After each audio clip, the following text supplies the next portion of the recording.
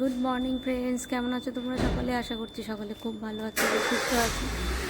এখন আমরা ফাইনালি চলেছি আমার ছেলেকে আনতে। স্পেশাল মোমেন্ট, 3.5 মাস পর ছেলেকে দেখব, তাই এখন বেরিয়ে যাচ্ছি এয়ারপোর্টের উদ্দেশ্যে। আজকের ব্লগটা ভীষণই স্পেশাল। আশা করছি তোমাদের ভালো লাগবে, দেখতে থাকো ব্লগটা আমার সাথে। টাটা। গুড মর্নিং ফ্রেন্ডস, কেমন আছো তোমরা সকলে? আশা করছি খুব ভালো আছো এবং সুস্থ আছো। ব্লগের শুরুটা দেখেই তোমরা বুঝে গেছো যে আজকের ব্লগের বিষয়টা কি। অনেক দিন ব্লগ দিইনি, প্রায় 1 সপ্তাহ পর একটা নতুন ব্লগ নিয়ে চলে এলাম তোমাদের কাছে। আশা করছি আজকের ব্লগটা তোমাদের খুব ভালো লাগবে। আমি ইউটিউবকে এই জন্য প্রচণ্ড ভালোবাসি, কারণ ইউটিউব আমাকে প্রত্যেকটা মোমেন্ট একদম ধরে ধরে বাঁচিয়ে রাখতে হেল্প করছে। কারণ এই মুহূর্তগুলো আমি যদি কোথাও ফটো তুলে রাখি বা ভিডিও বানিয়ে রাখি, আলটিমেটলি ফোন খারাপ হয়ে যেতে পারে, ভিডিও গ্যালারি ভুল হয়ে গেলে ভিডিও ডিলিট করতে হতে পারে। কিন্তু আমার ইউটিউবের মধ্যে যদি থেকে যায় তাহলে সারা জীবন এগুলো আমার কাছে আমার সাথে থেকে যাবে। আর তাই জন্য ইউটিউব আমাকে আর কিছু দিক বা না দিক, এইটা আমাকে দিয়েছে, এটা আমি বারবার বলি। কারণ ইউটিউব আমাকে আমার সমস্ত স্মৃতিগুলোকে সযত্নে লালন পালন করতে হেল্প করেছে। আজকের এই ব্লগটা আমি নিয়ে চলে এসেছি একদম একটা ঘরোয়া ব্লগ এবং ভীষণ স্পেশাল। সেটা হচ্ছে বাবু এসেছে, 3.5 মাস পর বাবু বাড়ি ফিরেছে ক্রিসমাসের ছুটিতে। যদিও খুবই অল্প দিনের জন্য, কিন্তু ওই অল্প দিনটাই আমাদের কাছে এখন বিশাল মূল্যবান।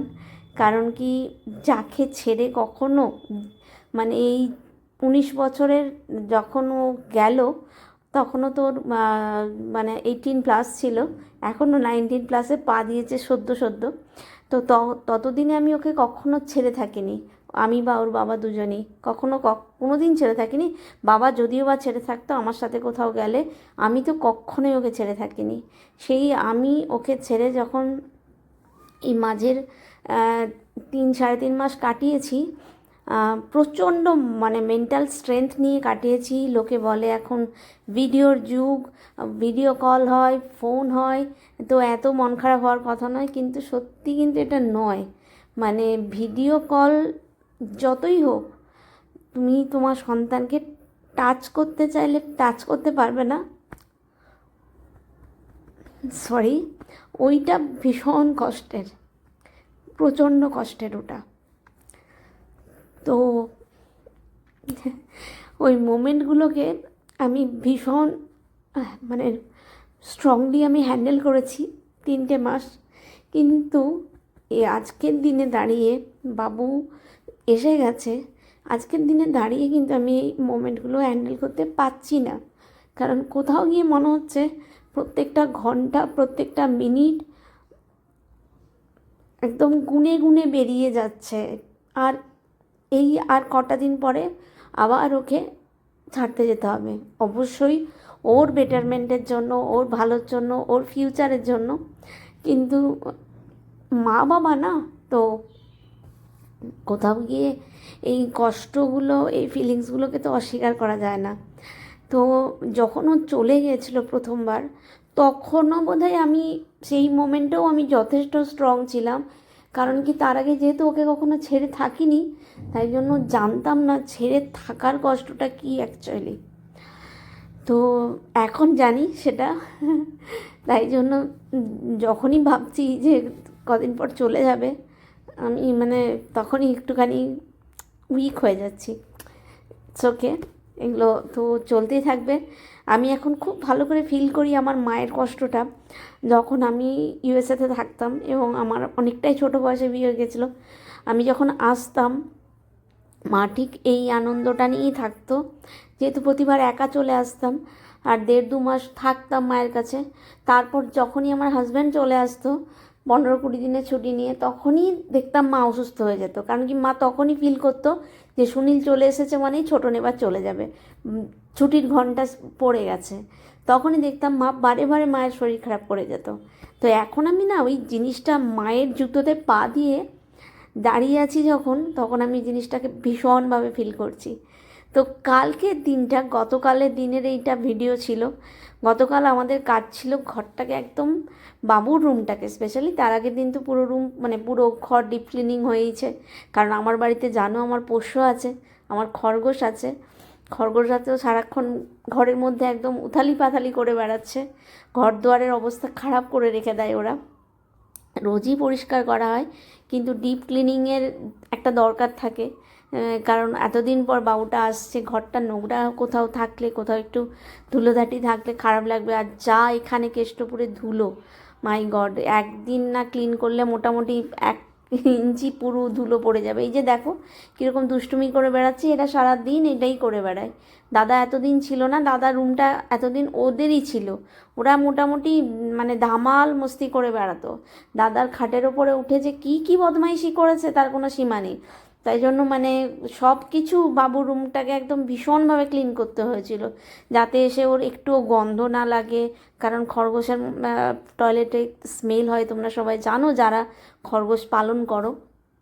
তাই জন্য ওর রুম ক্লিনিং হয়েছে কালকে, দুজনে মিলে সব রুম ক্লিন করেছি একদম, যাতে টিপটপ ও যেভাবে রেখে গেছিলো রুমকে, ও এসে সেইভাবেই ও রুমটাকে পায়। কারণ ওর ঘরকে ও ভীষণ গুছিয়ে সাজিয়ে রাখতো। তাই জন্য ওর ঘর, তারপরে সোফার কাভার টাভার সব ক্লিন করা হয়েছিল। কারণ কি, ওই সোফার ওপরে উঠেও আমার খরগোশরা এত দুষ্টুমি করে যে কিছু বলার নেই। আর দেখো ওরাও তো প্রাণী, ওদেরকেও তো আমি এরকমভাবে খাঁচায় আটকে রাখতে পারি না, ওরাও এখন আমার সন্তানেরই মতো। তাই জন্য ওই সব ঘরে খোলা থাকে আর ওরা দুষ্টুমি করে বেড়ায়। তারপর ঘর দুয়ার ক্লিন করে আমরা গিয়েছিলাম মোড়ে। সত্যি কথা বলতে আমরা এখন দুজনে মিলে থাকি, আমাদের দুজনের বেসিক চাহিদা, বেসিক সব কিছু ডিমান্ড সব কিছুই ভীষণ কম। তাই জন্য বাড়িতে সেই চুটুর পুটুর খাওয়া দাওয়ার জিনিস, তারপরে কোনো স্পেশাল রেসিপির জন্য জিনিসপত্র কিচ্ছু থাকে না। কারণ আমরা সত্যি বলছি, বাবু এতদিন ছিল না, বাড়িতে আমাদের চিকেন আসেনি। মাঝখানে একবারই আমার ভাইজি এসেছিলো, তার জন্য আমরা একটু চিকেন নিয়ে এসেছিলাম। নাহলে আমরা এই কদিনে একটু চিকেন খাইনি, কারণ আমাদের খেতেও ইচ্ছে করেনি। কারণ বাবুর এত ফেভারিট জিনিস ছিল ওটা, চিকেন মাটন কোনোটাই আসেনি বাড়িতে। একদম আমরা যা খেয়েছি শুধু মাছ খেয়েছি, কারণ বাবু মাছ পছন্দ করে না। তো সেই জন্য চলে গিয়েছিলাম মোড়ে। মোড়ে গিয়ে প্রচুর শপিং করেছি, প্রচুর বাজার করেছি, যাতে একটু এদিক থেকে ওদিক না হয়, ওর খেতে যেটা ইচ্ছে করবে ও সেটা পায়। কারণ ওখানেও হোস্টেলের খাবার দাবার মানে বুঝতেই পারছো, বিদেশি খাবার দাবার খেয়ে খেয়ে বেচারা জিভ একদম চড়া পড়ে গেছে। ওর প্রচুর মানে ইচ্ছে আছে যে ও কী কী খাবে বাড়িতে, প্রথম দিনে কী খাবে, পরের দিনে কী খাবে, সব লিস্ট বানানো আছে। তো এইসব রেডি করে আমরা মোড় থেকে এসে আবার সব গুছিয়ে গাছিয়ে, রাত্রেবেলাতেও কারোরই ঘুম হয়নি আমাদের দুজনের। এখন আমরা এয়ারপোর্টের উদ্দেশ্যে বেরিয়ে যাচ্ছি। এই যে ফ্লাইটটা ট্র্যাক করতে করতে বেরোচ্ছি। কেমন লাগছে আগে সেটা বল, এই মোমেন্টগুলো তো কেমন লাগছে? তুমি এখন মানে প্লেন দেখবে নাকি গাড়ি চালাবে, কি ঠিক করেছো? যে আমি প্লেনটাই দেখতে দেখতে যাবো? আরে ভাই, প্লেন নামছে, 1 মিনিটে প্লেন ল্যান্ড করে যাবে, তুমি গাড়িটা মন দিয়ে চালাও যাতে আমরা সেফলি গিয়ে এয়ারপোর্টে পৌঁছে যেতে পারি আর আমার ছেলেটাকে দেখতে পাই।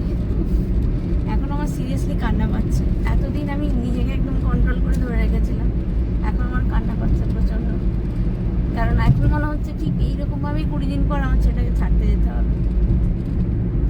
তোমার কেমন লাগছে? কিছুই লাগছে। হ্যাঁ, এই তো নাটক কদিন আগে বলছিলে যে আমার মন খারাপ করছে। হ্যাঁ, এখনো তো দেখতে দেখতে 2 সপ্তাহ চলে যাবে, 2 সপ্তাহ কেটে যাবে, ওটাই বড় কষ্টের। কিন্তু এই মোমেন্টটা আমি মিস করতে চাই না, এই মোমেন্টটাকে একদম ফুললি এনজয় করতে চাই। কখনো যাকে একদিন 1 ঘন্টাও ছেড়ে থাকতাম না, তাকে 3.5 মাস ছেড়ে আছি। কখন দেখতে পাবো?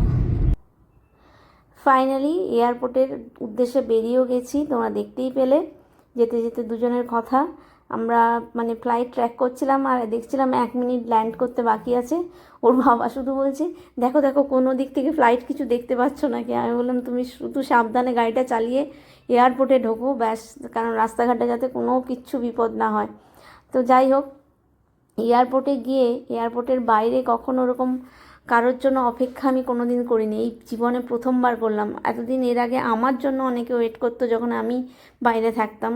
আমি কালকে দাঁড়িয়ে ওখানে ফিল করছিলাম যে যে মানুষগুলো ওই ঠান্ডার মধ্যে দাঁড়িয়ে আছি, তাদের কি মানে ফিলিংস হচ্ছে যখনই বাড়ির লোককে কাউকে দেখতে পাচ্ছে, সবারই তাদের মুখেও হাসি, আর এদিকে বাড়ির মানুষগুলো যারা অপেক্ষায় দাঁড়িয়ে আছে তাদের মুখেও হাসি।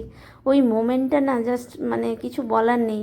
ওই মোমেন্টে সত্যিই বোধহয় কিছু ভাষা আসে না, মানে ওইটা শুধু একটা অনুভূতি করার ব্যাপার। এই এক্সিট গেটের সামনে যখন ওয়েট করতে হয় তখন ওই ব্যাপারটা মানে অন্যরকম একটা ফিলিংস। যারা ওখানে দাঁড়িয়ে ওয়েট করে আর যারা ভেতর থেকে বেরিয়ে আসে দুজনেই এই ব্যাপারটা হয়তো ফিল করতে পারবে। সব সময় দরজাটা খুললেই মনে হচ্ছিলো এক্ষুনি বাবু বেরোবে, এক্ষুনি বাবু বেরোবে। যাই হোক, তো ফাইনালি ঠাকুরের দয়ায় সুস্থ সবলভাবে বাবু চলে এসেছে।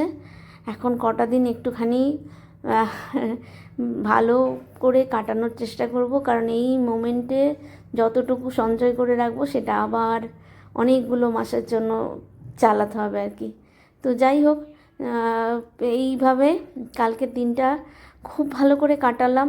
আর এই মোমেন্টটার জন্য অপেক্ষা করছিলাম যে কখন এই গেটটা খুলে বাবু বেরিয়ে আসবে। কাল সারাদিন আমি এই সময়টার জন্যই ওয়েট করেছিলাম যে কখন বাবু মানে গেট খুলে বেরিয়ে আসবে।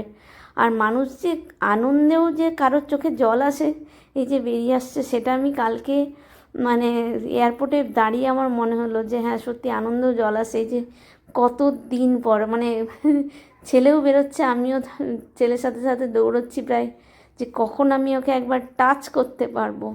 যাই হোক, যদি ভিডিওটা ভালো লেগে থাকে তাহলে অবশ্যই লাইক করো, শেয়ার করো, কমেন্ট করো।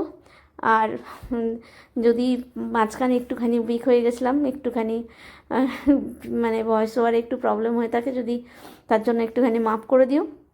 তো ফাইনালি আমরা বাড়ি চলে এসেছি এবং এসেই বাবার হাত থেকে গাড়ি নিয়ে নিজে আবার ড্রাইভিং সিটে বসে গেছে। তো ওইটা এই সমস্ত মোমেন্টগুলোকে এখন কিছুদিন চেরিশ করতে চাই। তো ব্লগ কতটা এখন প্রতিদিন আসবে না আসবে জানি না, যখন যেভাবে পারবো ব্লগ দিতে থাকবো। তোমরা পাশে থেকো, সাথে থেকো, তোমাদের সাপোর্ট আর তোমাদের ভালোবাসা খুব দরকার। Tata, bye. এবং ভিডিওটা অবশ্যই অবশ্যই কমেন্ট করো, এই ভিডিওটায় কমেন্ট, এই ভিডিওটা শেয়ার যত হবে তত আমার ভালো লাগবে। ভালো থেকো, সুস্থ থেকো, আর আমার ছেলেকে তোমরা অনেক আশীর্বাদ করো। Tata, by.